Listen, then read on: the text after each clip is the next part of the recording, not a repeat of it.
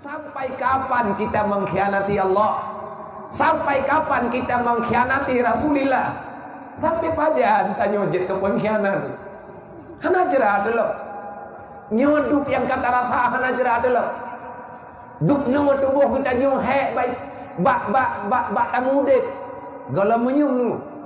InsyaAllah Allah Ta'ala masih cukup banyak cara untuk mengingatkan manusia yang terus saja berusaha lari daripada aturan Allah.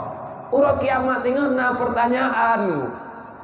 Dalam Al-Quran Allah kalian pegang yas'alunaka anil yatama wal masakin. Di antara pertanyaan besar pada hari kiamat adalah persoalan tentang anak yatim, tentang anak mutui, tentang fakir miskin yang mereka Allah Ta'ala titipkan ino dalam dunia bak getanyo yang namata.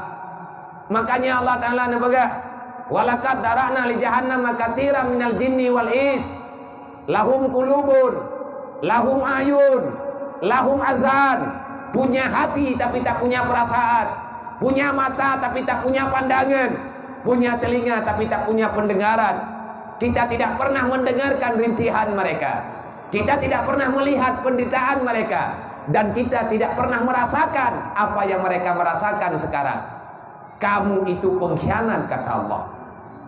Anak yatim, fakir miskin, geyung yang kalian di Allah Ta'ala. Getitip awaknya bagdanya. Tanyo sama-sama makhluk. Jangan salahkan si A, jangan salahkan si B. Karena semua kita akan hadir ke alam sana. Getanyo akan talut dalam alam barzah, dan kita akan bertemu dengan keputusan Allah. Allah Ta'ala getemayang dengan kipan katanggung jawab hamba lo yang mereka aku golongkan yatim, yang aku mengancam kalian kalau seandainya kalian biarkan mereka semena-mena kan nonton penderitaan awalnya.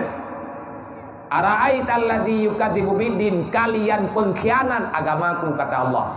Nang kejut tengku handro yang tak preh-preh lagi tanyo hana mujanna kan hana kalian gepuna li Allah, tapi hana bagdayo nan tukon hana kiban contoh li abia atanya na tapi hana menyana tanyang contoh natom nakalan cepo mia ini cok engkut la akuarium cukup sakit hatinya engkut la akuarium na akuarium ni kampung yang nan tau.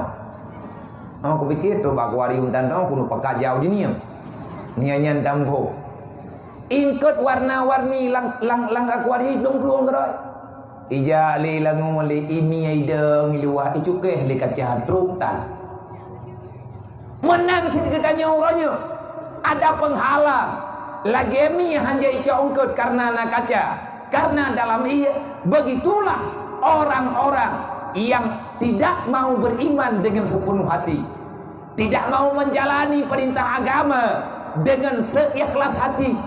Artinya kita memaksakan diri untuk belajar memahami agama. Allah Ta'ala nabaga janji rahmat lung juk kegata hana pulumpau. Ada kalau lung juk, ada kalau lung pena, tapi hana ke awak drog. Atanyan kalau lung cipta, tapi tidak akan nyata dalam kehidupan kalian.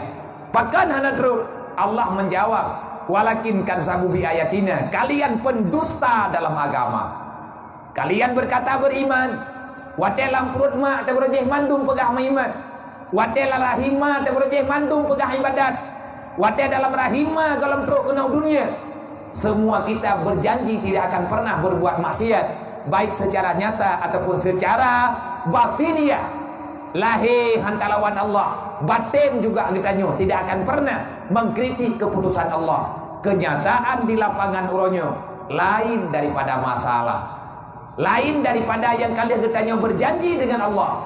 Maka bak malamnya lung ngajak pribadi lung ajak diri lung kiban makna ajak dro kedrolung lagi yang na dalam Al-Quran, lagi perintah Rasulullah, usikum wa nafsi wa iyaya bitaqwallah.